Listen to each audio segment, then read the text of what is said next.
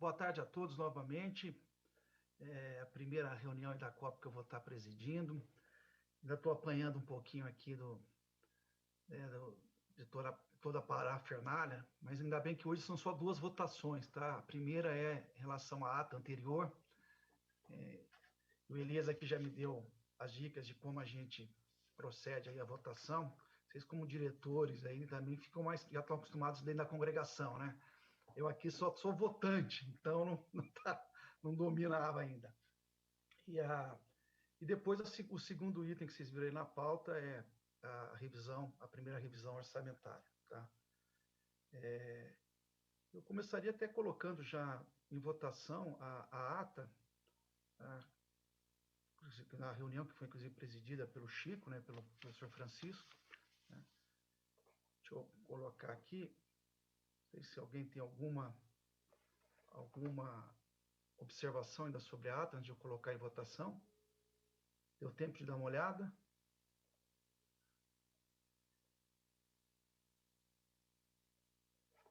Tá ok para mim, viu, Fernando? É. Professor, tem uma observação. Pois não, Lô. Primeiro, boa tarde a todas e todos, né? Na verdade, eu tenho uma indagação a fazer, né? Porque a gente está hoje em 29 de abril de 2021 e a gente está votando a ata da sessão 139, que aconteceu em 27/2/2020, né? Há mais de um ano. Isso. Eu queria saber por que que essa demora em chegar a ata para ser aprovada, né? Eu vi no histórico das reuniões da COP, que isso geralmente acontece de mais de um ano para ser votado. Só que nós, por exemplo, da representação discente, temos mandato de um ano, né? Então a gente nunca vai conseguir votar uma reunião que a gente presenciou.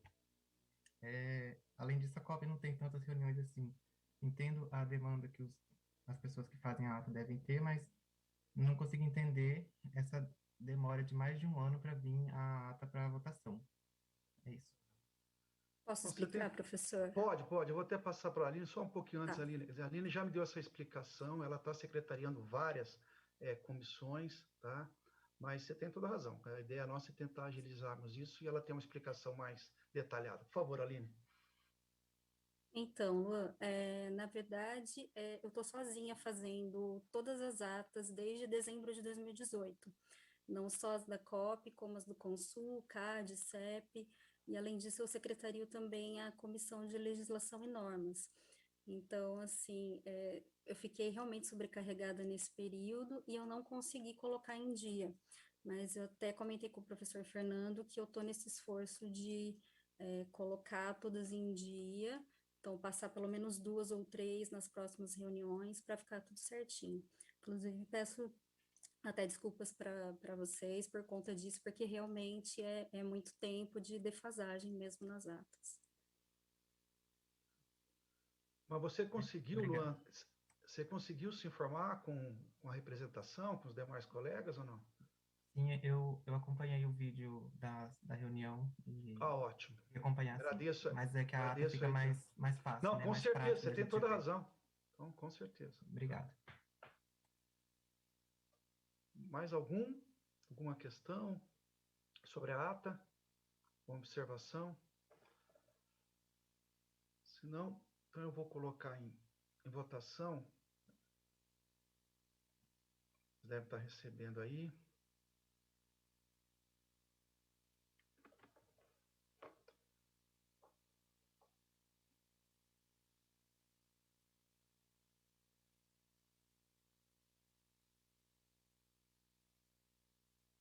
Todos já votaram, professor, são 6 membros votantes. Tá, porque está de 6 e 9 aqui, né? Tá ok. Então, nós tivemos aqui 4 favoráveis, 2 abstenções, né? Então, a ata nossa da sessão da 139 está aprovada. Né? Então, agora, vamos para a nossa discussão aqui em termos da primeira revisão. Eu vou pedir ao Tiago da IPLAN para que ele faça uma breve apresentação, depois a gente abre para discussão. Pode ser? Tiago, por favor. Obrigado, professor Sartre. Deixa eu ver. A SG já me colocou. Eu vou fazer uma breve apresentação aqui, mas para a gente acompanhar o que eu vou falando, para ficar mais fácil o entendimento.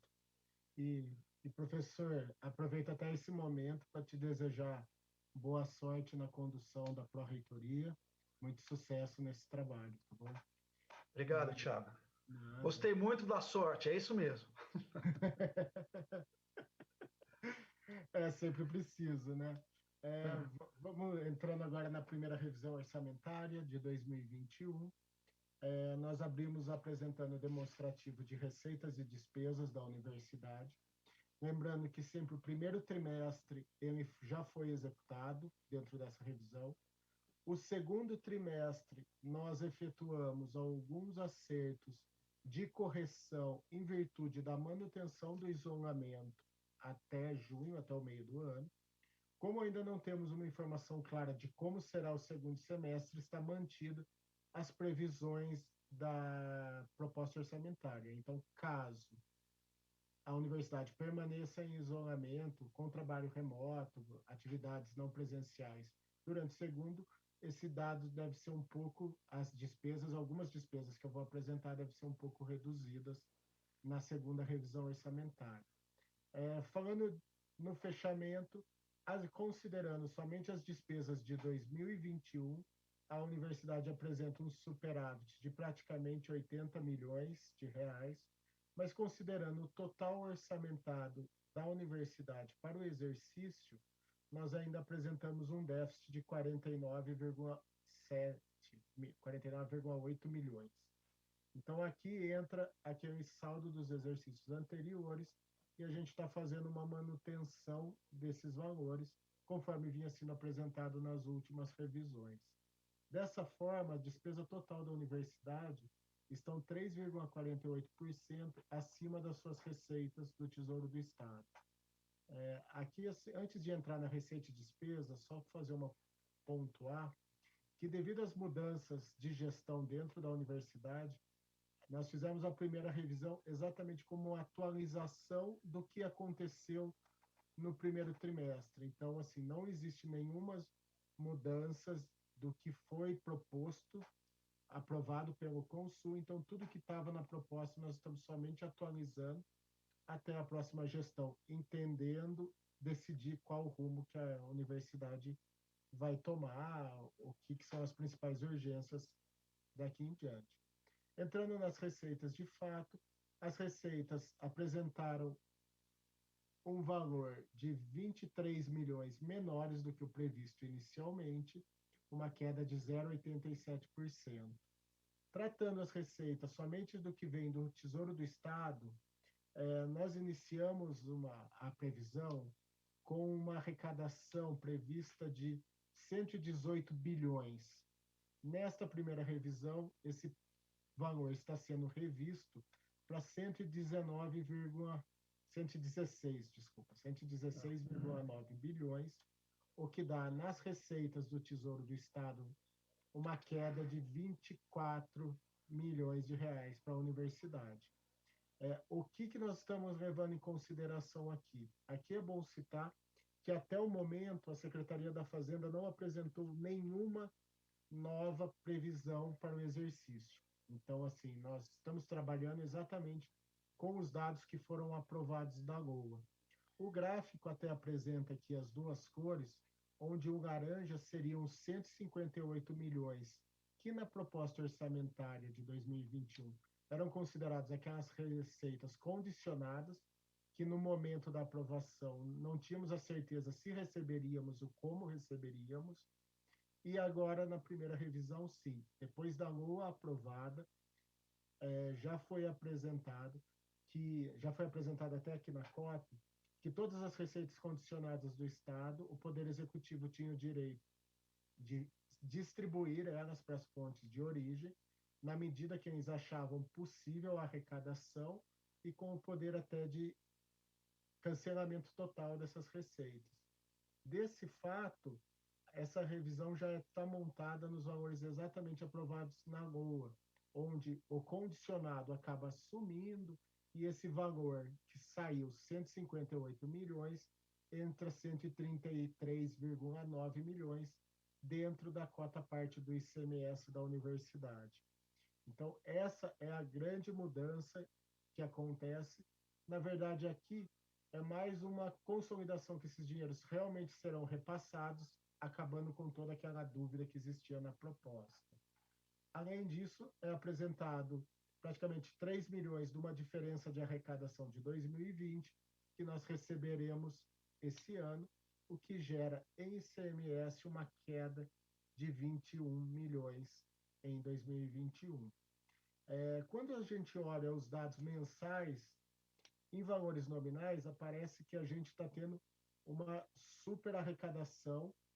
Nós estamos tendo uma boa arrecadação, é claro, não tem como negar, mas assim, quando a gente olha um pouco mais a fundo esse número, nós acabamos percebendo que em valores reais, quando deflacionado pelo IPCA, nós ainda recebemos nesse primeiro trimestre um valor real menor do que o primeiro trimestre de 2020, o que mostra, apesar do gráfico nominal aparecer que estamos recebendo muito acima, nós estamos muito próximo do que recebemos em 2020 e ainda abaixo de 2019.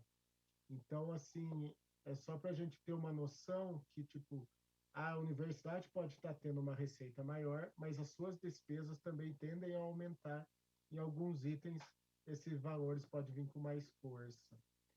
Aqui o gráfico para comparação mês a mês, nós percebemos que realmente 2021, a previsão ali está muito próximo do estimado do que aconteceu em anos anteriores, com a diferença de 2020, né? Que como 2020, no mês a mês, sempre vai ser uma base complicada para a gente fazer qualquer comparação, que é a linha em amarela, que realmente se destoa de todos os anos, de fato, esse crescimento da arrecadação, ele, em valores reais, ele está muito pouco, assim, ele está praticamente igual aos outros anos anteriores. Esse foi um pouco o ICMS. Entrando um pouco nas receitas próprias da universidade, nós tivemos uma receita própria estimada em praticamente 2 milhões a menos, apesar de alguns aumentos da receita. Aplicações financeiras, nós estamos subindo relativamente bastante esses recursos, em virtude da arrecadação acontecida nos últimos meses e também pela mudança na Selic, que teve aumento próximo. A gente estava imaginando um valor e hoje já estamos bem superior de aplicação financeira. As outras receitas da universidade aqui que apresenta queda, na verdade, as quedas são relativas à manutenção do isolamento e das atividades remotas. Então, aqui, muito das receitas de restaurante e algumas receitas das unidades estão sendo reduzidas. Aqui também, a gente já fez essa redução para o primeiro semestre, então está causando esse impacto. O outro item que era importante citar aqui são as doações da pandemia, que elas aparecem aqui como R$624 mil a mais para ajudar no combate à pandemia dentro dos hospitais universitários. Aqui eu queria frisar que no ano passado, esse valor, nessa época do ano, já estava por volta de 12, 13 milhões de reais. Então, assim, tem uma queda expressiva nesses valores que possivelmente vão ser sentidos durante o ano com as despesas dos hospitais. Todo aquele recurso a mais que eles tiveram ano passado provavelmente não virá esse ano. Essas foram um pouco das receitas da universidade. Entrando um pouco nas despesas, as despesas apresentam uma queda de 6,4%, uma diminuição de 182 milhões praticamente. Aqui, essas despesas, na verdade, elas têm 3 fatores principais. O mais importante, que é o que gera muita despesa, é o menos 158 milhões das receitas condicionadas. Eu vou citar esse item lá na frente. Os outros 2 itens que causam é as despesas de pessoal, uma vez que não estão tendo as reposições conforme a Lei 173, e as despesas de utilidade pública, restaurantes, por causa da manutenção do isolamento. Aqui, passando brevemente em cada item, as receitas de as despesas de pessoal tiveram uma queda de praticamente 19 milhões, como já foi dito. Nós apresentamos quanto que entrou de royalties do petróleo, e aqui é importante frisar que esse valor também é menor do que o do ano passado. Então, a causa da pandemia está afetando também os nossos recebimentos de royalties no primeiro trimestre, o que pode gerar uma diferença na folha no final do ano, né? Então, aqui é um item para ser anotado. O segundo, como já de costume, a gente apresenta os servidores registrados na folha de pagamento. E aqui, essa diminuição ajuda a explicar também o porquê o pessoal vem caindo a cada revisão, devido aos entraves da Lei 173 no momento, né? Seguindo, sentenças judiciais são mantidos os valores sem nenhuma alteração. No grupo 3, utilidade pública, aqui tem uma forte redução causada pela diminuição de consumo. Tem alguns reajustes que ainda estão para acontecer, mas as despesas foram reduzidas. Restaurantes e transportes também apresenta uma redução, principalmente no item de restaurantes. O transporte, ele entra praticamente com o valor da proposta, só que nós já estamos sentindo, não nos reajustes anuais das cláusulas contratuais, mas na abertura de novas licitações, que provavelmente transportes terá um reajuste maior nas novas licitações, o que no momento não é preocupante, mas pode ser um item que venha a aparecer no futuro. Despesas contratuais. A manutenção dos valores, o que aumenta aqui são recursos que chegaram de contratos de custeio das unidades e também os reajustes. O reajustes é sempre aquela transferência de despesas que sai do grupo 8 e vem para as despesas aqui. Aqui é bom citar que, diferente do ano passado, nós acabamos não efetuando nenhuma redução em virtude da manutenção dos trabalhos remotos, porque, ao final do ano, a redução que aconteceu em contratos foi muito próxima, um pouco superior apenas dos anos anteriores. Então, foi considerado melhor, que fica mais próximo do real a manutenção desses valores. Programas de apoio, a redução é basicamente transferência de dotação entre grupos de despesa, o que faz, no sentido inverso, aumenta os valores de manutenção de atividades, também somente por transferência. Os projetos especiais apresentam uma pequena queda também nessas transferências. Muito de projetos especiais aqui são transferidos para outros grupos para sua execução.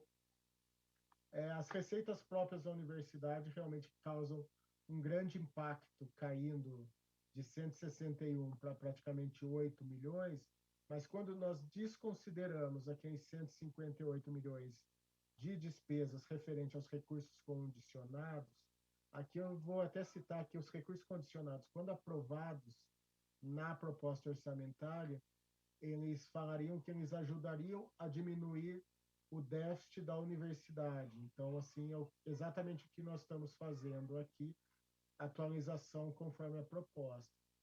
Pensando somente nas receitas próprias, o que a gente tinha estimado de despesa efetiva de 3,1 milhões, ela está sendo reduzido pela transferência, mas aqui aparece 5,3 milhões que são referentes aos valores de doações recebidos em 2021 e, conforme citado no fechamento de 2020, tem um acréscimo das despesas que foram recebidas em 2020, mas não tiveram tempo hábil de ser executadas.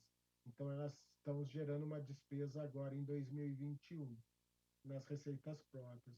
O grupo 10 permanece estável, a única movimentação aqui foi um valor de 26 mil, que sai do grupo 10, entra no grupo 8, porque é um item, daqueles itens aprovados em anos anteriores, que estão sendo pela primeira vez, foram suplementados, estão sendo orçamentados no grupo 8, então nós reduzimos aqui no grupo 10, e esse aqui é um pouco do panorama geral das despesas da universidade, onde as receitas diminuem 23 milhões, as despesas 182 milhões praticamente, onde nós terminamos essa primeira revisão orçamentária com um déficit de praticamente quase 50 milhões de reais. Essa foi a revisão orçamentária, e aqui só frisando normalmente que nós preferimos fazer somente uma atualização das expectativas e considerando o cenário econômico atual, a pandemia, toda essa imprevisibilidade, a EPLAN, em conjunto com a PRDU, mantém aberta de voltar ou uma antecipação da segunda revisão orçamentária, caso faça alguma mudança significativa do cenário, ou a gente possa trazer durante o segundo trimestre algumas mudanças que a universidade achar necessário. Só para finalizar, o dado que sempre nós encaminhamos, no final, os valores da reserva estratégica, que na verdade é o saldo financeiro da universidade, que ela começa o ano com 403 milhões e no dia 31 de março ela estava com 515 milhões. Então, essa foi a primeira revisão orçamentária. É isso, professor. Obrigado pela oportunidade. Thiago, muito obrigado. Vamos agora abrir, só que antes, gente, até pela experiência aqui, eu acabei não fazendo a justificativa das ausências, tá? Aproveitar que também já está gravando, o professor Eric de Paula justificou a ausência, né? O professor Zeferino também, o professor André Freitas também, que estava no mesmo carinha que ministrar aulas nesse horário, assim como a Kelly, que está sendo substituída, aí pelo Luan, tá? Todos eles justificaram, então, as suas ausências, tá? Tá aberta a palavra, gente, para comentar aí nossa revisão nos números. Só para reforçar o que o Thiago falou, acho que ficou claro, a grande mudança aí foi com relação àqueles recursos que tinham sido lançados no nosso orçamento, que tem a ver com os recursos que estavam... nós acabamos tomando a decisão de lançá-los tanto como receita quanto com despesas, né? Porque eram aqueles recursos condicionados em cima dos 7 bilhões que eram previstos inicialmente quando a Secretaria de Fazenda elaborou lá por agosto, né? Depois, ela fez, a LOA já é de dezembro, de 31 de dezembro, quando ela cancelou essas provisões de 7 bilhões e lançou aí efetivamente, né, o que nos deu esse valor de 133, é isso, Thiago? Isso aí nós estamos lançando então agora só como receita mesmo, né? Então, a mudança basicamente é essa, tá?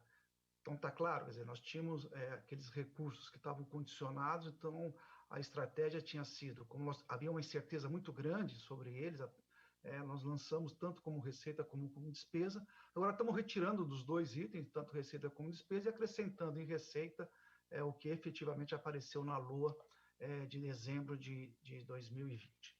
Tá? A partir dali, a secretaria não se manifestou mais, então nós estamos mantendo as previsões, lógico que monitorando quase que diariamente, né, Tiago, ou diariamente mesmo, né, o comportamento das receitas. Há uma reação, isso é importante ser registrado, de crescimento dessas receitas, que, como bem também colocou o Tiago, a gente tem que ver isso ainda com uma certa eu diria, com cuidado mesmo, pelo fato de que a base dos 3 primeiros meses de 2020 é uma base muito baixa, que foi logo o primeiro impacto muito forte da pandemia, né? Segundo, né, que ainda em termos reais, quando a gente desconta os três indicadores, né, mas pegando o que evoluiu menos, que é o IPCA, que vocês sabem que é o nosso índice de inflação oficial, o IPCA ainda mostra também, né, nessa arrecadação do primeiro trimestre de 21 contra o primeiro de 2020, ainda um crescimento negativo, né? Ou seja, então, nominalmente, há uma expansão, o que é, sobretudo, em cima do que era a previsão, isso é positivo, a confirmar, né, o desempenho agora nesse segundo trimestre, que nós vamos estar observando. Havendo a necessidade, se esse quadro, né, se mantiver, e tomara que se mantenha, né, nessa tendência, a gente pode até, eventualmente, antecipar essa segunda revisão já trazendo esses números, mas a gente acha cedo de ter registrado essa tendência, porque o quadro tanto, eu diria, nacional, quanto ainda estadual, é de bastante imprevisibilidade, são bastantes incertezas, né, que é melhor a gente ainda ter bastante cautela. É isso, gente, está aberto.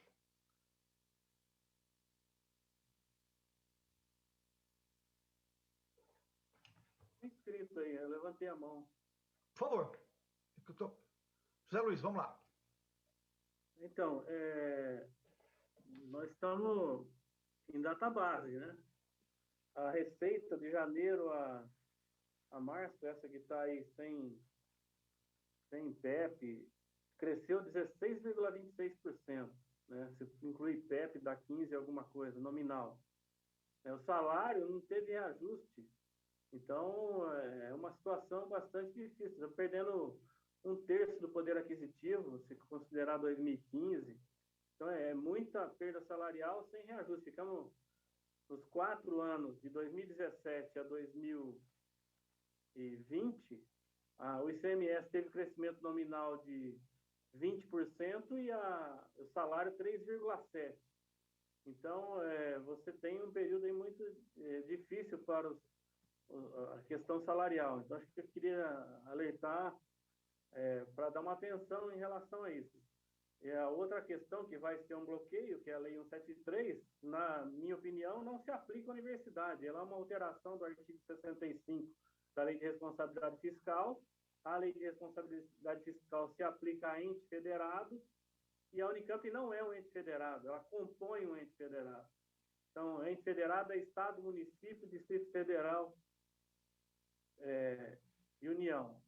Então, assim, a questão salarial ela é central nesse momento, na minha opinião. Tem uma pauta com o CRUESP colocada e eu penso que tem folga. O comprometimento da Unicamp de janeiro a março é 79%. Nos últimos 10 anos é o menor. Ou seja, nós estamos numa crise, numa pandemia e as receitas da universidade, as condições financeiras da universidade estão se recuperando, quando deveria estar distribuindo para o pessoal consumir, né? Porque é isso que vai ativar os outros setores que estão sofrendo. O próprio Meirelles disse que o PIB do Estado de São Paulo cresceu 0,4% no ano passado, 2020, contra uma queda do PIB nacional de 4,1%. Né? Então, acho que é uma questão ser levantada. E essa peça orçamentária, que o Thiago queria fazer até uma pergunta, nós colocamos o grupo 10 ali em 2017, eu acho, né?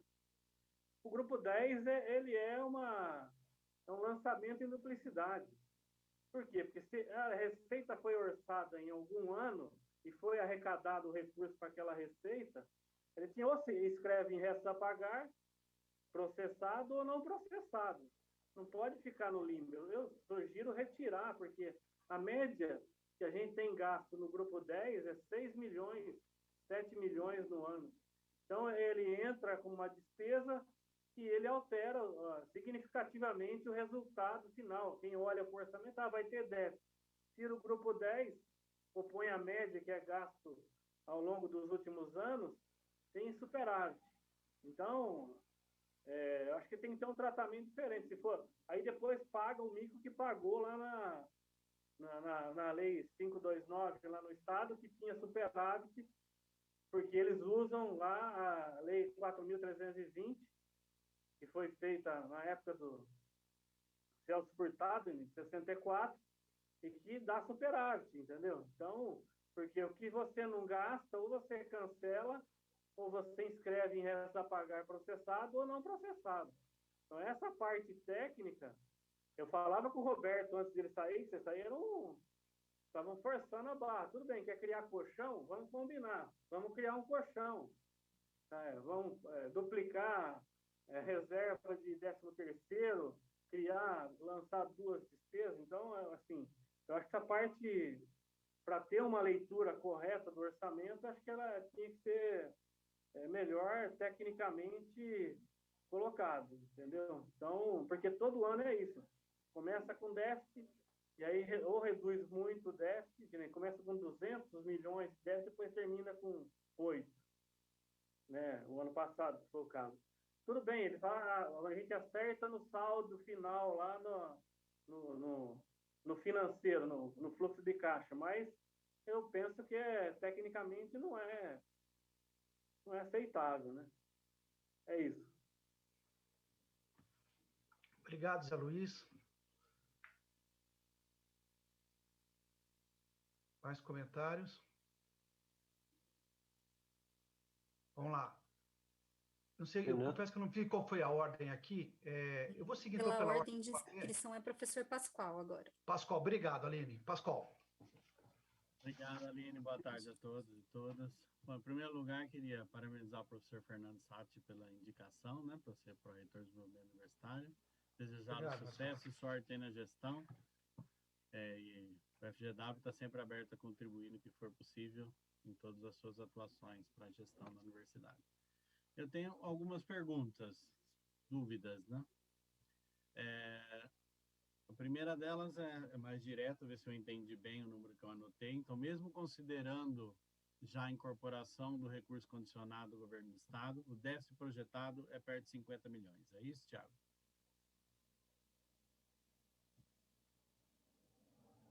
O déficit é até um pouco do que o Zé Luiz falou.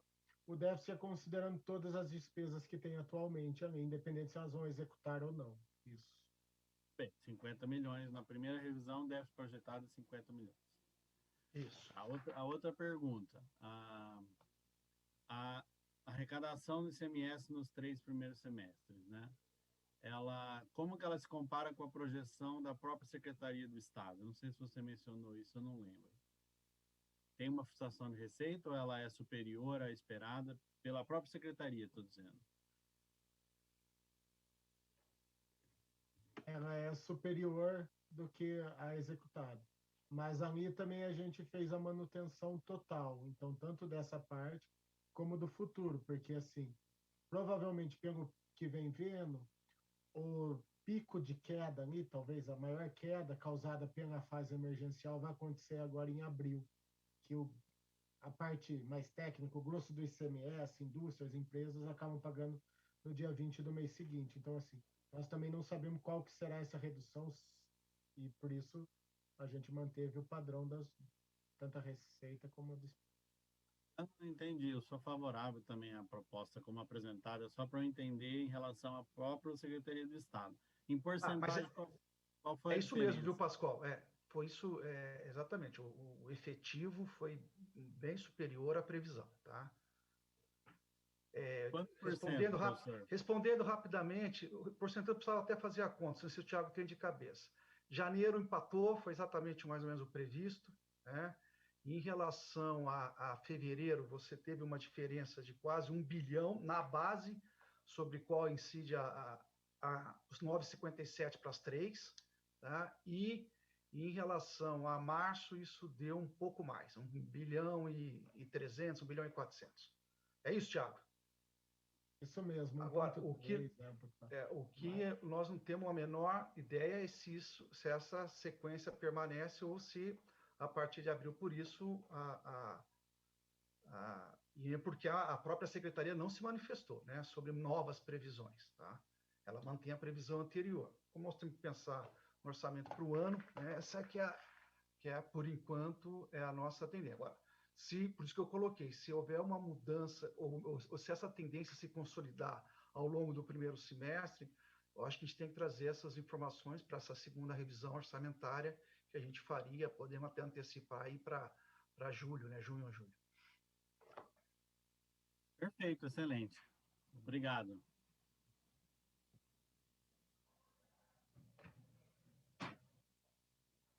Sou eu pela... Agora, pela Na ordem, sequência, professor Aline. André. Sim, André, agora. professor André. Obrigado, Aline. Obrigado, Fernando. Eu também começo aqui. Pessoalmente, eu já falei, evidentemente, né? Mas saldo aqui o nosso novo pró-reitor. Não preciso dizer isso, o Instituto de Economia também está aqui à disposição para ajudar e esperamos aqui que a gente tenha, pelo menos nessa comissão, na COP, um período aí de 4 anos um pouco melhores do que os últimos 4, que não foram nada fáceis em nenhum aspecto. E também queria registrar aqui, agradecer, Fernando, uma das vantagens de ser amigo do pró-reitor é que ele me chamou, eu estava abrindo um seminário, eu tinha anotado, não sei por quê, que era às 15 horas, mas era às 14h30, eu estava abrindo o seminário, mas a proximidade aqui me fez, e peço desculpas. Bom, eu vou fazer 3 comentários muito rápidos sobre isso, e acho que a gente vai pegando, tem muita o quadro, como o Thiago colocou, do ponto de vista econômico, ele é muito incerto, né? Aliás, se os últimos 4, 5 anos foram de dificuldades, o ano passado, e certamente esse, será de surpresas, às vezes muito negativas e às vezes muito positivas, surpreendentes, né? Acho que o ano passado, eu acho que eu cheguei até a comentar no Consul, que foi o desempenho econômico deu umas 3 ou 4 cambalhotas ao longo do ano, assim, e deixou a gente surpreso, muito para baixo, depois para cima, porque de fato é completamente fora da curva. E aparentemente 2021 pode reservar coisas desse tipo. Mas do ponto de vista mais do nosso quintal aqui, né, da nossa discussão, este ponto, que é sempre um ponto que volta, né, do grupo 10, de ter como despesa prevista, mas que nunca é totalmente executada, aliás, uma parcela bem pequena delas jogadas. Eu só não entendi, e aí, Thiago, talvez tenha alguma razão, e eu posso estar me confundindo, eu não lembrava que isso acontecia. O número que sai do primeiro trimestre, que dá um déficit de 50... Está na primeira tabela da sua apresentação, mas é na primeira página aqui, peraí, eu vou achar o documento, que ele inclui superávit, mas déficit de 49,8, né, bilhões no primeiro trimestre, incluído os 129 que traz do ano passado. Eu só fiquei assim, claro que eu sou a favor, em relação ao que o Zé Luiz falou, eu sou a favor de colocar o número, acho que tem que ter as duas informações. A despesa não feita no ano passado, que carrega para o outro ano, acho que essa é uma informação importante, e tem que ter a conta sem essa, porque ela não vai, de fato, ser efetivada neste ano que começa, pelo menos não 129. Então, despesas do exercício está em superávit. Agora, despesas considerando algo que tinha sido autorizado e não foi, chega em déficit de 50 bi. A minha dúvida era se a gente considerava esse 129 como se eles afetassem o superávit do primeiro trimestre. Eu achei estranho, porque é um dado para o ano inteiro, ele foi contabilizado no primeiro trimestre. Eu achei um pouco isso. E eu não sei, confesso que eu não lembro se isso é praxe, todo ano aparece assim. Porque, de fato, sem isso, você tem um superávit. Acho que o recado do primeiro trimestre é que melhorou bem, né? Melhorou, assim, a situação é mais folgada do que a gente chegou a prever em algum momento. E esse número fica um pouco conturbado, você joga o 129 todo. O segundo comentário é sobre a coisa do condicionado. Eles estavam, digamos, numa categoria de receita específica, né, especial, mas é melhor não contar com eles, e também numa categoria de despesa específica. Era a despesa com recurso próprio? Não era a partir de recurso próprio, era isso.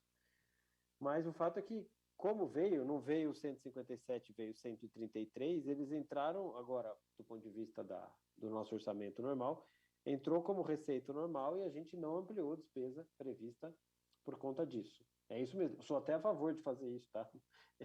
Eu acho que é isso, mas só para deixar claro o sentido mais econômico da coisa. Foi isso, era uma receita com a qual a gente não podia prever Isso. despesa nenhuma, e ela veio, a gente em algum momento achou, ano passado, que viria, se viesse era muito pouco, veio bem mais do que a gente chegou a temer, então foi uma... Vai ampliar o caixa aqui, né? É isso, acho que tá bom. Esse 133 dá conta do 129 carregado de um ano para o outro, a princípio, né? E vamos ver como as coisas evoluem. Aparentemente, a evolução até agora é favorável. E por último, é um comentário mais econômico mesmo, assim, da conjuntura, dessa coisa surpreendente. Em primeiro lugar, a comparação com o primeiro trimestre do ano passado, eu não sei se não sei, Fernando, não sei se foi você ou foi o Thiago que falou, eu não sei se o primeiro trimestre do ano passado, a base de comparação ela é enganosa em qual direção, porque, na verdade, o primeiro trimestre ainda foi o ano passado de recuperação econômica.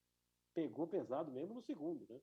Então, ter um desempenho de arrecadação de janeiro a março de 21, mais ou menos no mesmo patamar do ano passado, se for descontado o IGP, que foi gigantesco, né? Isso dá muito menos. Mas pelos outros dois indicadores, ele dá um pouquinho abaixo, pouco. Eu acho que é um sinal de que, digamos, a gente está voltando ao patamar do início do ano passado. Provavelmente os dados do segundo trimestre vão aparecer com uma diferença positiva na arrecadação bem maior. O que não vai acontecer é do terceiro e do quarto, que aí o ano passado, entre aspas, bombou, e provavelmente esse ano não vai acontecer isso. Então, acho que essa perspectiva assim, de olhar o trimestre, quando você olha o primeiro, não foi o ponto mais baixo da recessão. A Unicamp parou as atividades dia 12 de março, né? Mas o Brasil mesmo parou no comecinho de abril, né? Foi um pouquinho antes. Então, acho que foi abril e maio foram os momentos piores, tanto que tem um dos gráficos que mostra a arrecadação mês a mês ali, que a arrecadação de 2020 está em amarelo, né? Aquele que vai, aquela curva. Em amarelo ele vai muito mais baixo, depois no segundo semestre ele vai lá em cima. De todo modo, eu acho que o cenário de cautela e de imaginar que a gente pode ter um desempenho este ano, digamos, moderadamente positivo diante do que a gente temeu, mas ainda no contexto geral que não é de recuperação, acho que está correto. E uma coisa para a gente acompanhar aí nas próximas reuniões, nas próximas revisões, é que também, digamos, foi para o espaço relações bem comportadas entre nível de atividade e arrecadação. Seja nível de atividade do Brasil, seja entre o PIB de São Paulo e do Brasil, e seja entre o PIB e o ICMS, porque isso não tem previsão, né? O pró-reitor anterior era estatístico, né? Estatístico matemático, sabia? A elasticidade PIB da receita de ICMS, eu até ano passado fui procurar trabalhos que faziam isso, não sei, tá completamente, não é bom não se fiar nisso, né? Porque a gente, na falta de coisa melhor, né, Thiago, olha para o PIB, né?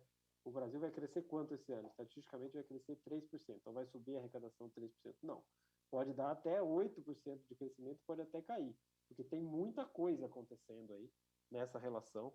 Então, sei lá, são comentários mais de economista aqui mesmo, mais olhando para fora do que para dentro, que de fato a situação permanece muito incerta. Os últimos registros são positivos, mas até porque ninguém sabe direito para onde vai o PIB. Eu acho que era isso. A minha dúvida, Thiago, só para você confirmar aí, era essa coisa do condicionado, se é isso mesmo, né? A gente apagou dos dois lados, mas na prática a gente tem uma receita que a gente não teria, então o resultado prático disso é uma folga um pouco maior, em torno de 130 bi. É isso, né?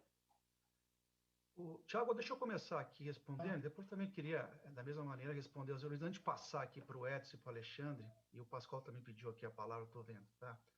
Vamos na parte mais econômica. André, eu concordo com você, tá? Quando eu falei o primeiro trimestre de 2020, um nível baixo, você lembra que nós tivemos 2 anos de queda de -3, em termos de PIB, depois 3 anos de crescimento 1, e na verdade a gente não via, a gente discutiu isso muito lá dentro do Instituto, a gente não via uma retomada, né? 1% depois de ter aquele tombo, não era exatamente o que a gente entendia, pensando em termos de Brasil, né? Foi 1 em 1, né? O crescimento depois nos 3 anos, tá? Então, você ainda estava num patamar. Então, qualquer crescimento ali, às vezes parece um pouco maior, porque o patamar estava lá embaixo, né? Então, você tem toda a razão que a recessão aparece mais fortemente no segundo trimestre, né? O que também nos leva a essa cautela para quando a gente for fazer a comparação do segundo trimestre aqui, se a gente está falando de uma tendência, porque num período como esse, onde você teve muitas oscilações, às vezes fica um pouco mais difícil a gente apontar uma tendência. Tá? Acho que era um pouco essa a ideia, mas concordo com você, né? A bomba estourou muito mais do ponto de vista da arrecadação no segundo trimestre de 2020 do que no primeiro. Tá?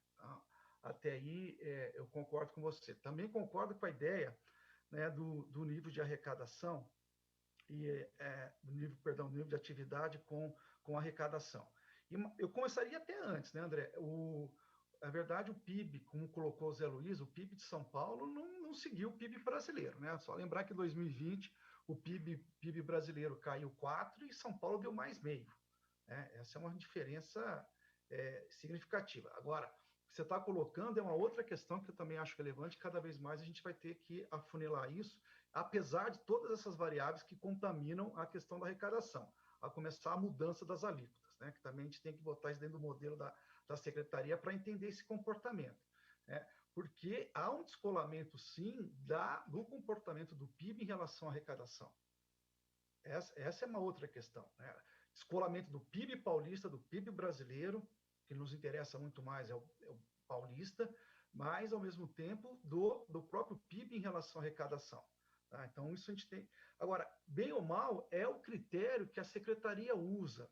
Né? Então, a gente tem que estar fazendo a nossa análise aqui, aprofundar essa nossa análise. Agora, qualquer justificativa que a gente vai dar à secretaria, eu não posso chegar e dizer que, né, o cenário deles, o modelo deles é equivocado. A gente tem que ter os nossos, para municiar as nossas decisões. Tá? Então, é um pouco isso que é a prudência de olhar. Eu concordo, não acho que eles fazem o melhor modelo com isso. Tá? E cada vez mais, se esse modelo já era um modelo questionável numa situação de normalidade, o que dirá, então, numa situação de tantas outras variáveis, tá? Atrapalhando. Tá? Agora, só uma coisa, o Thiago vai confirmar, né? Quando você está falando, os resultados que estão ali naquela primeira tabela não é do trimestre, não. Ali é a projeção anualizada. Quando a gente está falando naquele déficit ou no superávit, é para o ano todo. A partir do que aconteceu no primeiro trimestre, a gente projeta as despesas para os outros 9 meses restantes, a gente projeta as receitas, mas é o total acumulado do ano, não é o resultado do trimestre, tá? E aí também a ideia de, como já tinha também chamado a atenção o Zé Luiz, o déficit superávit tem a ver se a gente considera ou não o grupo 10. Essa é outra discussão, né? Mas mesmo olhando ali, né? Então, colocando agora o que antes estava como condicionado, colocando esquecido que já não é mais condicionado, isso aí foi na LOA, se atribuiu 133 milhões a mais para a Unicamp. Né? Se a gente não considerar, como propôs o Zé Luiz, a questão do grupo 10, a gente tem um superávit. Hoje projetado em cima do que aconteceu com receitas e despesas nesses 3 meses, olhando para frente. Né? E se considera o item 10, a gente cai no déficit. É isso. Tá? Agora, o que a gente não consegue ter certeza, e você acha que concordaria comigo, é se a gente consegue projetar para os próximos 9 meses o desempenho tanto de receita e despesa desses 3 primeiros. Mas, repito, o resultado que está ali é para os 12 meses, não é para o trimestre. Tá? Tiago? Não, é exatamente isso. Essa parte do... André, eu não sei se é isso, porque você até citou uma tabela, talvez o que pode ser lá no final, depois do texto, nos anexos, tem aquele quadro de receita e despesas, ali sim, os 129, eles são divididos, mas ali é dividido de praxe, uma vez que a gente não tem como saber quanto que foi executado nesses grupos. Até usando como um exemplo, o dinheiro de custeio das unidades, ele está sendo orçado ali no grupo 10, só que aqueles 64 milhões, ele já foi repassado para a universidade e ele já está sendo gasto. Então, assim, a gente não sabe quanto que isso eles estão gastando, a gente não tem como dividir o que gastaram de de exercício do ano, quanto quem gastou de custeio de ano anterior. Então, por isso a gente faz ali, mas aqui um é de praxe mesmo. Na segunda revisão vai estar dividido meio a meio, só para não ficar tão estranha a previsão, e depois, assim, imaginando que tudo vai ser gasto. Mas é igual o professor Sérgio falou. Os 50 milhões de déficit é considerando que todas aquelas despesas que já foram aprovadas na universidade vão ser gastas. Então, assim, isso imaginando das 50. Se manter a média desses valores, praticamente nesse valor, muito próximo dos 130 milhões, passarem para os anos seguintes, a gente vai chegar naquele superávit ali de 80 milhões, que é um pouco até dessa diferença dos 157 milhões que você perguntou, que era realmente, estavam nas receitas condicionadas e estavam lá nas despesas, num item como uma receita própria, ali fazendo uma reserva. Quando ele some de um lado, ele acaba sumindo do outro. Então, assim, daí tem a melhora, porque entrou no ICMS os 133 milhões, que dá essa diminuída no déficit. Então, que puxou esse déficit para ser menor na universidade. É exatamente isso. Acho que era isso, né, André? Mais alto. Aline, acho que é o Alexandre agora, é isso? Isso, professor Alexandre. Professor Alexandre, por favor. Oi. Obrigado, Fernando. Então, novamente, parabéns, né, e sucesso aí na gestão. Obrigado, Alexandre. É um prazer poder participar, né, dessa reunião. Eu só queria fazer alguns poucos comentários. Assim, o primeiro deles é ressaltar que a gente, apesar de ter alguns indicativos aí positivos, a gente acumula mais de 700 milhões de déficit ao longo dos últimos 5, 6 anos, né? Então, assim, a perda que a gente teve de capital aí da universidade é monstruosa, é enorme. Então, eu fico muito preocupado quando a gente já, assim que tem uma pequena melhora, já começa a pensar em gastos com, por exemplo, reajuste, mesmo eu, lógico que gostaria de que tivesse reajuste salarial, mas eu acho que, assim, gastos permanentes, né, elevados, tendo acumulado um déficit, assim, de tantos milhões ao longo dos anos, e sem ter um panorama ainda robusto, né, de recuperação, eu acho muito perigoso. A gente deveria ter um cuidado bastante extremo e eu fiquei muito contente de ver, né, que teve um pouco de recomposição da reserva estratégica, apesar de que eu acho que é um pouco assim, ilusório isso, porque, como o Thiago já explicou, a Unicamp está praticamente parada, né? O campus, assim, funciona muito pouco, então os gastos vão aumentar à medida que a gente começar a roda girar de novo, né? E, e aí eu não sei muito bem como é que vai ser essa dinâmica, né? A outra coisa que também me preocupa é essa questão dos recursos que foram alocados nas unidades, né? Todos que foram diretor sabem que o esforço, apesar de ser muito difícil gastar o recurso orçamentário, né?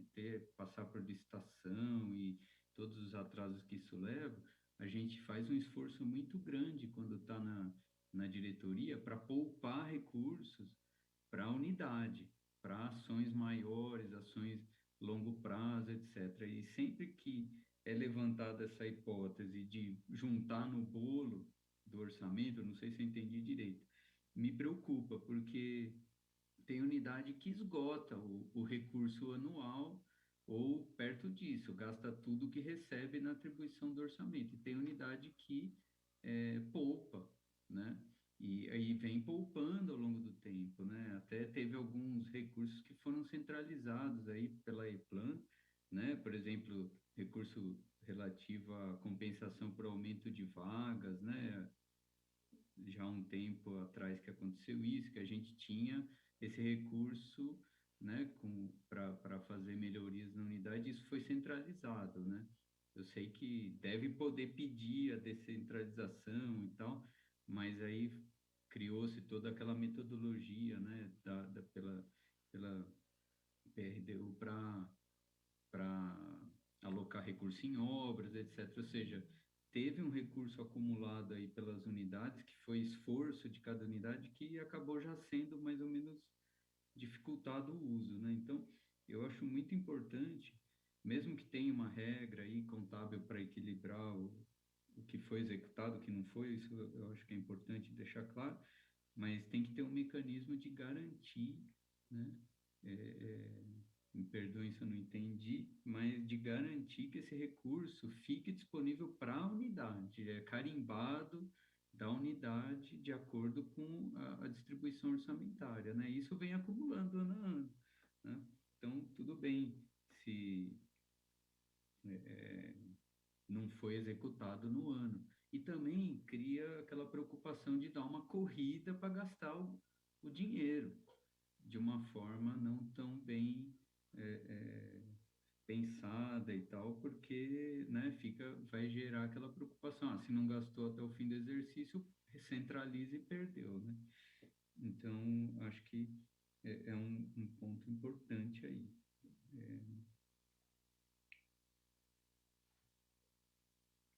Tiago, eu te passo já, deixa eu só colocar a questão aí do déficit acumulado, Alexandre, você tem razão, tá?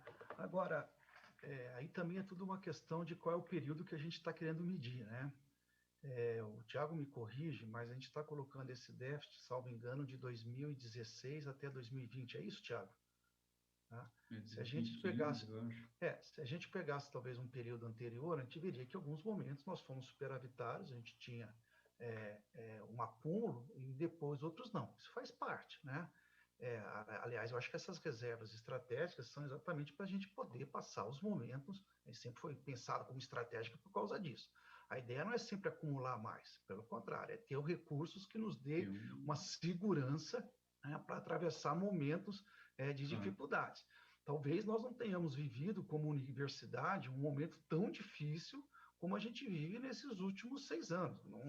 O André está aí para me corrigir, mas eu não lembro de uma recessão que tenha durado, nem colocando a pandemia, né? Estou falando de um período que se arrasta para 5, 6 anos. Nós começamos a desacelerar, como eu falei ali, o menos 3% em 2015, foi menos 3% em 2015, menos 3% em 2016, depois 1%, 17%, 18%, 19%, 20% é pandemia, está fora do cômputo, mas é menos 4%, ou seja, é um período muito longo, né? Eu acho que o que se fez aí foi uma tentativa de fazer uma gestão heróica com as reservas, né? Mas a reserva é pensada para realmente passar os momentos de recessão, quando você imagina que vão ser 2 anos, 3. Vivemos isso em 81, 82, dentro da Unicamp, vivemos isso. André, vai me lembrando aí as crises, né? Vários momentos que a gente foi tendo, um pouco essa ideia de ter as reservas. As reservas já foram bem maiores, já chegamos a ter reserva, me corrige aí, Tiago, né? Mas já chegamos a ter reservas de 1 bilhão e 100, 1 bilhão e 200. Isso faz parte. Agora, ninguém imaginava também uma recessão que fosse se prolongar durante tanto tempo, tá? Então, se eu pegasse um período maior, esse valor não era 700, seria menor, tá? Porque em algum momento você teve superávit anual, em outros você teria esse déficit, tá? Então, você tem toda a razão, é um indicador importante para a gente ter sempre a trazer para pensar o nosso planejamento, tá? Em relação à questão do item 10, eu passaria aí para o Tiago, eu só tenho né? ainda uma coisinha para... Por favor, vai lá, não vai lá. Perdão. Não, eu concordo que a gente não tem que fazer caixa, né? Assim, indiscriminadamente, mas a gente tem algumas decisões aí ao longo dos anos que foram tomadas assim, pensando que tinha esse superávit, podia gastar, e aí veio a crise e a despesa permanece até hoje, vai permanecer por mais 20, 30 anos, e a gente gastou as reservas mais do que deveria gastar. Eu acho que se a gente não tivesse tomado algumas atitudes no passado recente, a gente teria gasto menos dessa reserva, sabe?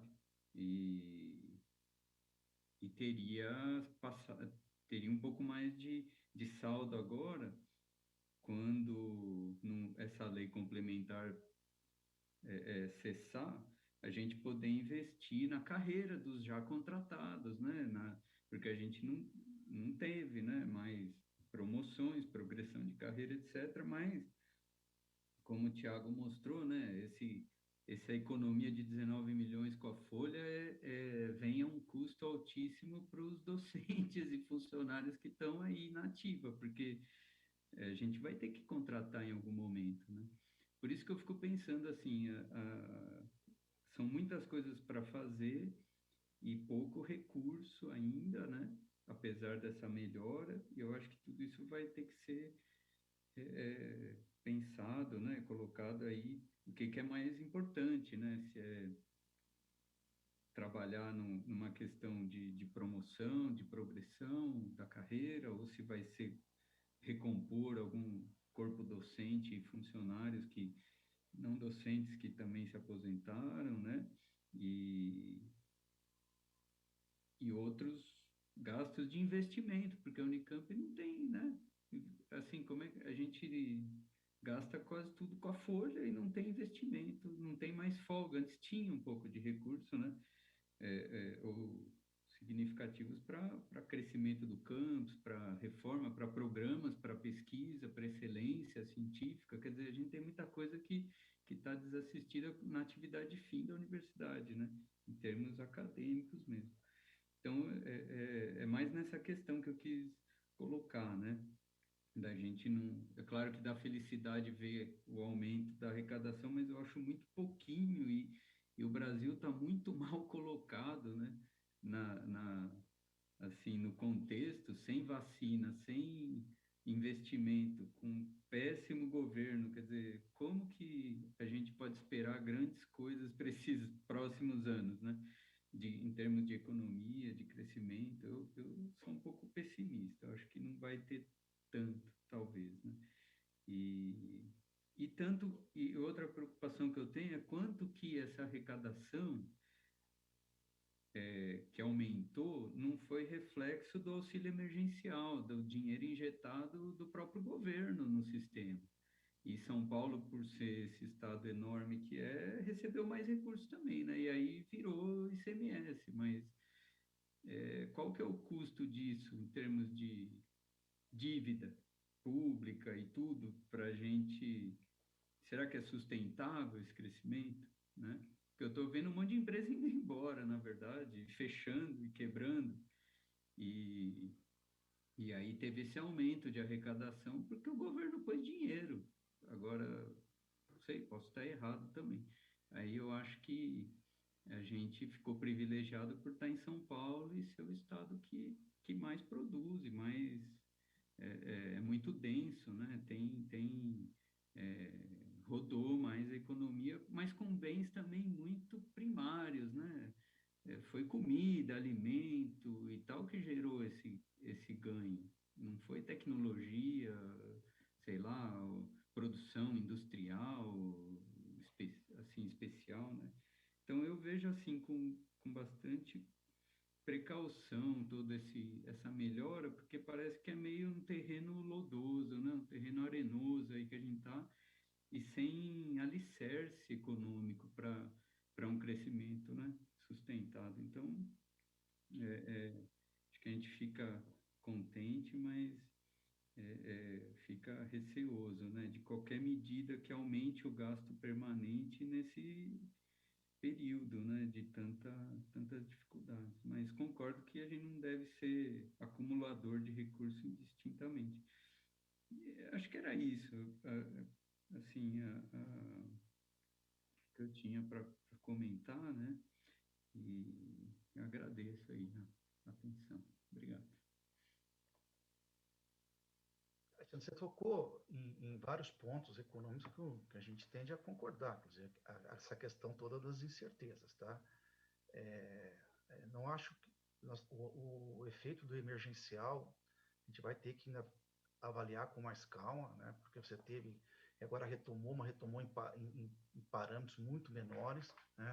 Mas a nossa expectativa, minha, do Thiago, eu acho que também ali na economia e temos que estar avaliando a nossa, estamos entrando em contato quase que permanente aí com a Secretaria de Fazenda, para tentar entender também o comportamento desse primeiro trimestre, né? Parece haver também na expectativa dos técnicos da Secretaria de que a mudança nas alíquotas do ICMS podem ter causado esse efeito positivo, tá? Se for isso, isso teria um efeito, vamos dizer, um pouco mais permanente. Se é mais um rebote do emergencial, como você colocou, isso vai se desfazer e vai perder força. Então, o que eu falo, ainda é um cenário muito, muito difícil de a gente fazer previsões, e a cautela aqui realmente, eu acho que é ainda um melhor remédio, tá? Agora, só para dar um dado técnico, que é importante, só para a gente avaliar, né? Há uma distorção muito grande na arrecadação no Brasil, que o Brasil tem 50%, basicamente, da sua base arrecadatória em cima de impostos indiretos. Então, isso faz com que a gente dependa excessivamente do nível de atividade, né? Quando o nível de atividade cai, obviamente as receitas vão cair quando sobem. Isso é uma distorção absoluta em relação às demais economias, onde você tem grande parte da arrecadação em cima da renda, em cima da riqueza, né? O que faz com que ela oscile menos em função da atividade, né? Então, agora, quanto isso está colado, a gente estava discutindo, né? Isso vai também altera a partir das alíquotas, altera a partir da região, altera a partir do setor. Nós estamos tentando olhar para isso. A ideia é reforçar essa análise, vendo pelos setores, cada um que contribui. O Thiago já me chamou a atenção de que existe uma defasagem nos dados setoriais, para dizer quanto isso veio do comércio, quanto isso veio dos preços administrados, quanto isso veio da indústria.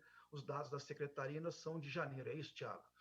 Então, a gente não consegue, com isso, avaliar ainda completamente o comportamento do trimestre. Mas a ideia é realmente a universidade ter uma análise mais, eu diria, aprofundada, mais detalhada para municiar essas nossas decisões e trazer essas informações aqui dentro da COP, que eu acho que são fundamentais para fora, tá?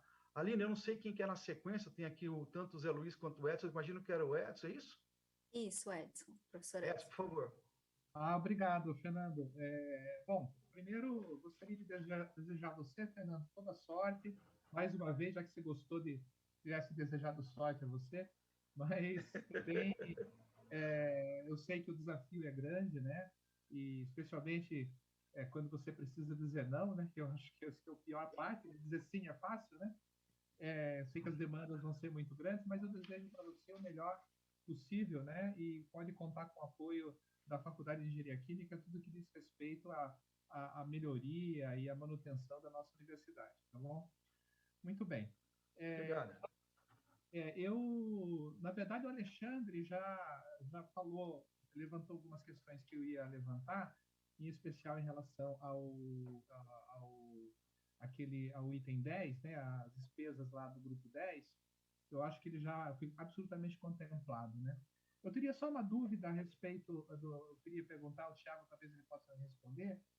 A gente tem perdido realmente quadros, né? Porque não temos reposições, né? Então ele apresentou lá um balanço, que parece que são 32 pessoas, né, que nós perdemos do quadro, né? Eu acredito que seja não é o total, porque o que vai impactar realmente e ser subtraído da despesa é apenas demissões, né, exonerações e demissões e também falecimentos, porque a aposentadoria não deve entrar naquela conta, eu acho.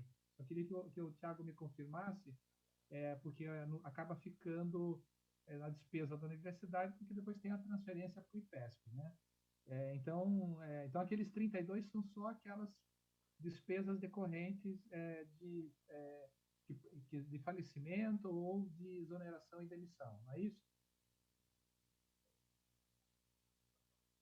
Thiago, por favor.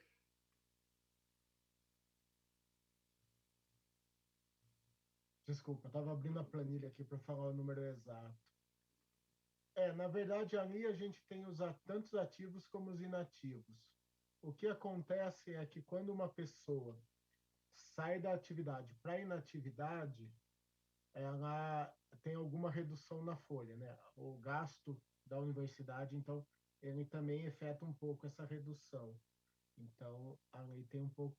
E ali também a gente está considerando os números totais. Ali. Não quer dizer que entrou 13 aposentados, mas pode ter aposentado, tem menos aposentados, porque pode ter entrado mais número para pensionistas do que entrou de ativos para inativos. Tem um pouco dessa mudança ali, é mais referencial pontual do momento. Assim. Então, tem essa aqui. E sobre até o grupo 10 ali, que tinha sido falado um pouco, a ideia do 129 ali é para ter uma manutenção dessa garantia para as unidades. Assim. Até um pouco do que foi a discussão no passado, não se entrava ou não, mas a ideia é que como ficava saldo para fora, tinha que fazer aquela conta, porque hoje, quando a gente fala que é 50 milhões de déficit, a gente já vai olhar no saldo lá e vai falar, ó, quando começou o ano, vai sair, se gastar tudo, sai 50 milhões, quanto que a universidade fica? Antes, quando não tinha esse 129, tipo assim, falava assim, vamos ter um superávit. Ah, tá, mas se gastar tudo que tinha orçamentado lá no passado, tinha que fazer aquela lista imensa, que era reserva estratégica, diversos itens, para chegar num valor final, assim. Então, tipo, foi uma ideia também de fazer um mais fácil entendimento do que é isso, o que não é, né? E até um pouco complementando, até, professor Sartre, me dá licença para complementar sua fala sobre a arrecadação, eu acho a mim, Alexandre, que não é nem somente o auxílio emergencial que veio para as pessoas. Quando a gente fala que o estado de São Paulo, o PIB ali foi positivo, a gente tem que lembrar também que recebeu recursos federais dos estados, e esse recurso ele usou, aplicou na saúde ou não, ele aumentou os investimentos que a gente tinha normalmente. Então também tem um outro item pesando nessa, aumentando essa incertezas. Não é só o dinheiro que foi para as pessoas, tem o dinheiro de apoio que veio para os estados. E como você mesmo disse dessa dívida que deve ficar lá aqui, é inegável que hoje os estados estão fazendo um investimento muito maior do que quando parar essa pandemia. Então aqui também vai ter um ajuste de despesas que talvez esse crescimento aqui possa ser reduzido. Então isso são entre várias variáveis, que nem o professor Sartre já disse, que dão toda essa incerteza de que se o que aconteceu no primeiro trimestre vai se repetir no futuro ou não. Era isso, professor. Obrigado.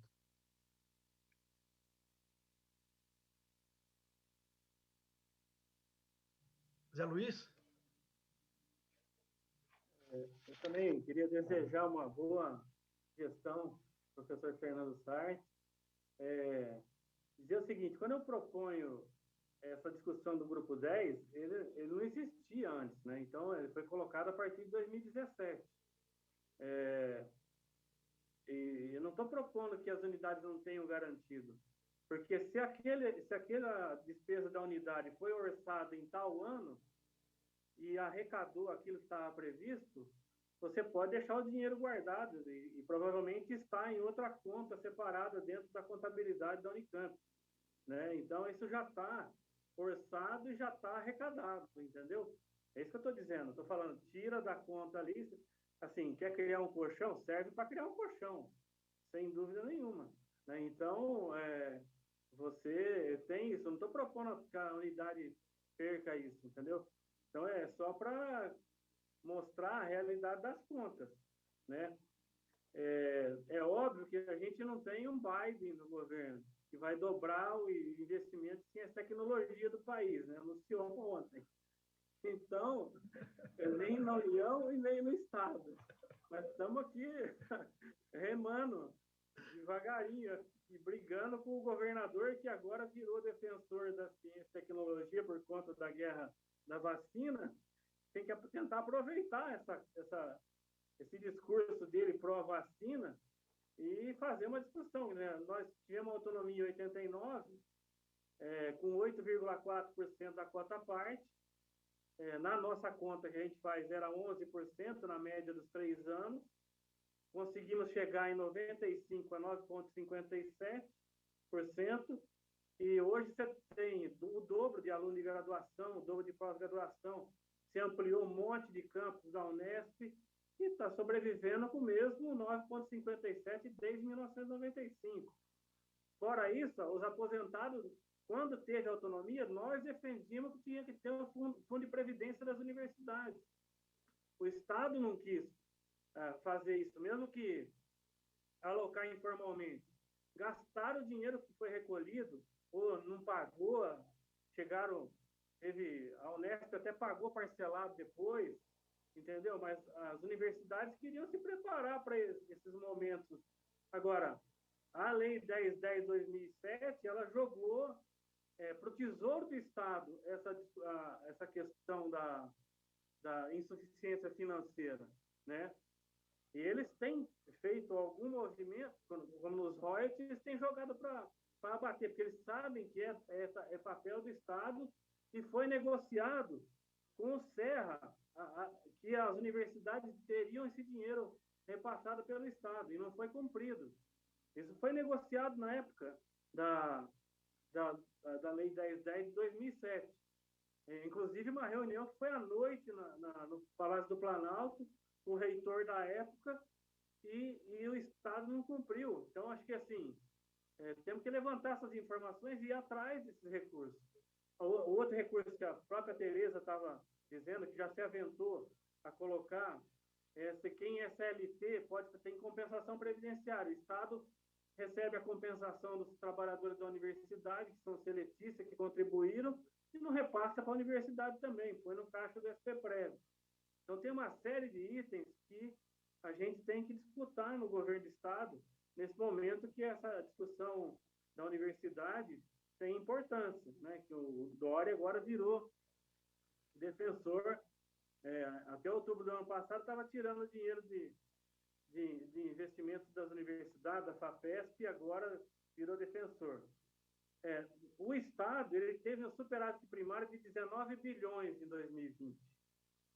Vê só, na pior crise da história do século, de 100 anos, o Estado de São Paulo teve um superávit primário de 19 bilhões.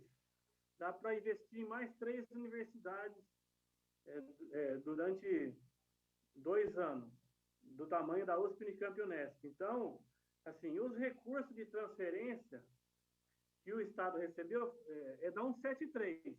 6,6 bi dá um 7,3. Também as universidades teriam direito. Se a 1,73 vale para suspender a contagem de tempo de quinquênio, sexta parte e licença-prêmio, e vale para não reajustar acima da inflação o salário, porque pela inflação no artigo 8º, inciso 8º da lei, permite o reajuste pela inflação, também tem que valer a parte que repassa o dinheiro para a universidade. Nós temos que ir atrás. O Fórum das 6 protocolou um ofício pedindo um repasse de 600 milhões que as universidades têm direito, que é por conta da perda de receita.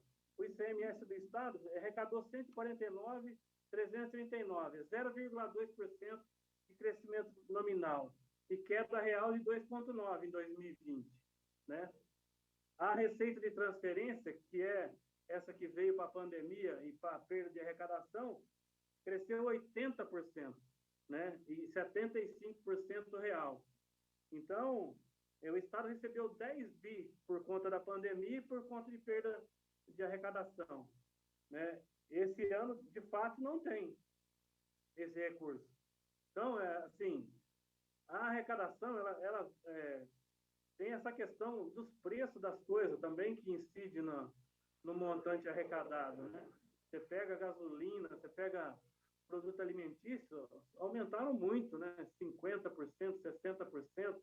Então, tudo isso também incide no valor da arrecadação. E os salários estão parados, estão congelados, né? Então, já faz desde 2015 que efetivamente não repassa a inflação. É o mínimo que as pessoas estão pedindo. A reivindicação do Fórum das 6 é 8%, né? Que é ínfimo isso, é o repasse da inflação dos 2 anos. Né? Então, é praticamente insignificante. Por que os contratos podem ser ajustados e o salário não? Né? Eu também já tive desse lado aí, eu reajustava o salário. todo ano. Né? Assim, se o contrato reajusta, o salário tem que reajustar. Né? Não é possível ter dinheiro para reajustar contrato e não reajustar o salário. Então, assim, só para finalizar, eu acho que tinha que mexer nessa questão contábil, né, do grupo 10 e garantir que as unidades mantenham aquilo que está orçado e arrecadado, que ela faça no período da licitação, do processo todo. Então é isso. Obrigado. Obrigado, Zé Luiz. Zé Luiz, só respondendo que eu fiquei te devendo acho que essa resposta em relação a 173, nos parece também uma questão importante, quer dizer, lógico que aqui dentro da COP, dentro do Conselho Universitário, dentro da universidade, a gente tem que tratar das variáveis que a gente tem controle, o que não quer dizer que a gente não deva ter uma iniciativa de buscar os interesses da universidade fora daqui. Né? Acho que são duas dimensões diferentes. Né? Eu acho que essa atividade é cada vez mais necessária. Né? Agora, também não vamos ser ingênuos de imaginar que com a crise, né, as demandas não tenham aumentado de todos os outros setores da sociedade, e não apenas da universidade. E aí é uma questão realmente política de se definir para onde vão esses recursos, né? Se para a universidade ou para outras atividades, algumas inclusive também de cunho, eu diria, mais social, né? Nem só nisso, mas também.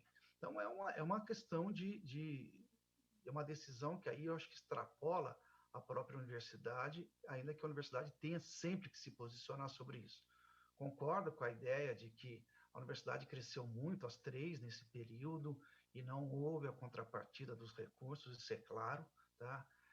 A questão da 173 não é o posicionamento que a gente tem do jurídico, da própria procuradoria da universidade, sobre essa possibilidade de dar reajuste, de promover contratações. Então, se há esse impedimento, vamos dizer, legal, o que é questionável, pode-se questionar e se procurar outras posições sobre o tema.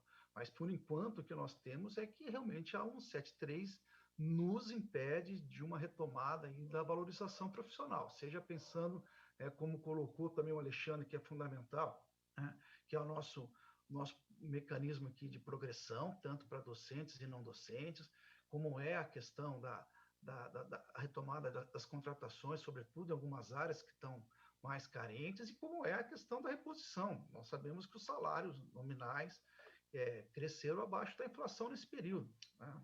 Ora, vamos ter que colocar isso tudo dentro do que é possível ser feito em termos dessas incertezas, né, que estão aí colocadas. Né?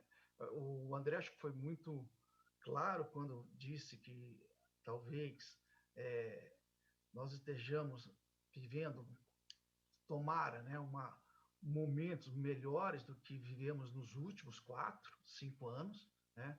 Agora, foi isso.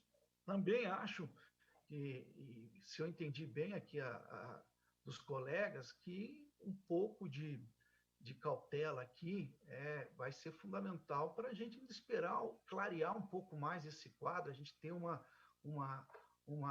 certeza para onde estamos indo e o que podemos fazer, com qual intensidade nós podemos fazer. Eu acho que essa é a avaliação. Né? Mas gostaria de ter um outro entendimento também da 173. Evidentemente que não tem nada pior se olhar sobretudo para a base aqui da pirâmide da universidade, tanto dos docentes e não docentes, que gostariam de estar progredindo, né? Ainda mais numa situação como essa. Né? Então, isso tem, eu diria, um prejuízo, não é apenas financeiro para os nossos quadros, mas para a qualidade do trabalho como um todo, né? Para a dedicação, para tudo, entendeu? Agora, vamos trabalhar dentro da realidade que está colocada hoje. Né? Eu acho que é um pouco isso, tá? Mas está sendo questionado, você tem toda a razão. O PROESP está atrás também dessa definição da 173, né? sei se mais alguém gostaria de se posicionar, algum comentário.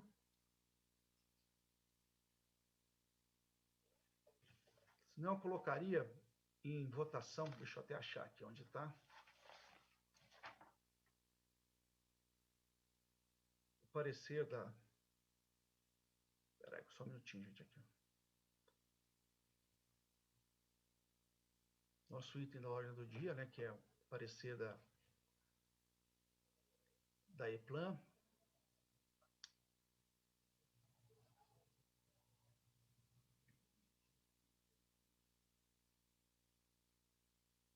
Então, favoráveis, contrários e abstenções.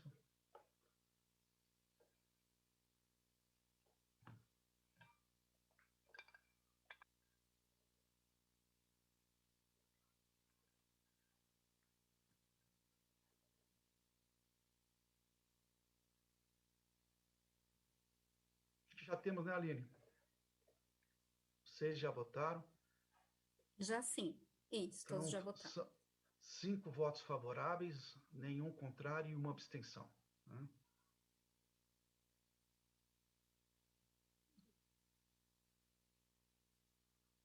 Vocês estão recebendo aí os resultados?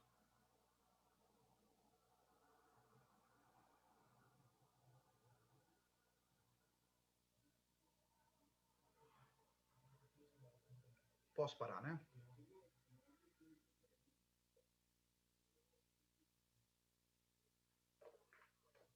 Bom, gente, eu queria, como está ali na própria sugestão da EPLAN, deixar em aberto realmente essa possibilidade de que a gente possa, diante de novidades importantes, tanto do ponto de vista aí da receita, quanto das restrições que estão colocadas, né,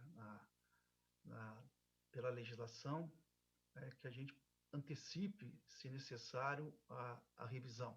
A próxima revisão, Tiago, me esclarece, seria? Ela pega os dados fechados de junho, mas ela passa só final de agosto, por causa das datas do Conselho Universitário. Do Conselho Universitário. De setembro, isso. Mas, eventualmente, traz isso já para podermos antecipar a nossa revisão aqui, a decisão, o debate, e para municiar aí as câmaras superiores, inclusive o Conselho Universitário, sobre essas questões.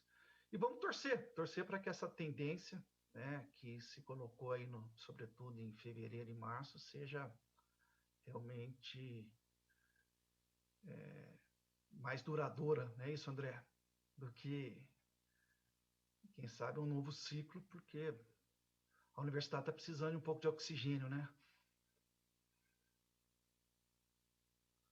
Né, Pascoal? Não serve.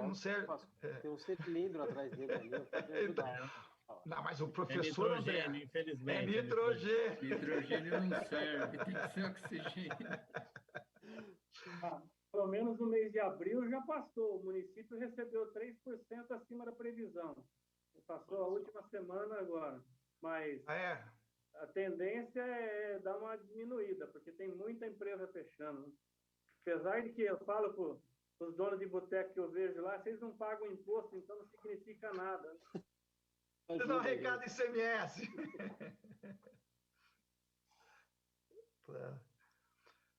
Bom, queria agradecer, me desculpar aí também pelas falhas técnicas aqui na primeira condução, agradecer o trabalho, o apoio aí da Aline e o apoio do Elias, né? E nos vemos numa próxima reunião. Obrigado a todos. Obrigado, Fernando. Obrigado a todos. Boa tarde. Boa tarde. Boa tarde a todos. Tchau. Obrigada, boa tarde.